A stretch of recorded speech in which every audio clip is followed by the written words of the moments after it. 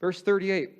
Oh, they go, what, 200 denarii, which is a denarii is a day's wage, so about 200 working days in a year. So a whole year's wage. You want us to spend a whole year's wage to feed these people?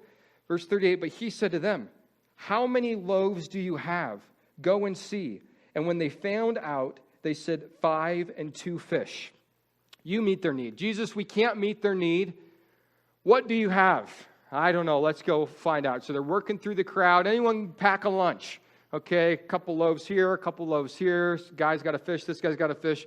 Total all together, we got 5 loaves, we got 2 fish. And these loaves, they're not like whole 9-grain, big, expensive loaves. These are the cheap little barley loaves like Wonder Bread, the cheap stuff that's got no nutritional value anyway, right? That they got. Cheap little barley bread, little loaves, and a few little 2 small fish.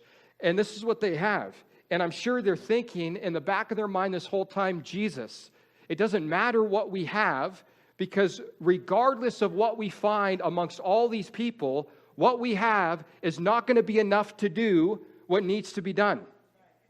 What we have, Jesus, is not enough. But he goes, what do you have? You know, so often we're focused on what we don't have. So often we pray for what we don't have when we're not even using what we do have. Jesus goes, no. I'm not going to be concerned with you being, praying for what you don't have if you're not going to even use the things that I have given you, whatever that thing might be. So they come and they go, well, here's what we got. They kind of lay it out before Jesus. Verse 38, but he said to them, how many loaves do you have? Go and see. 5 loaves. Verse 39, then he commanded them to make them all sit down in groups. I like this detail, verse 39, on the green grass.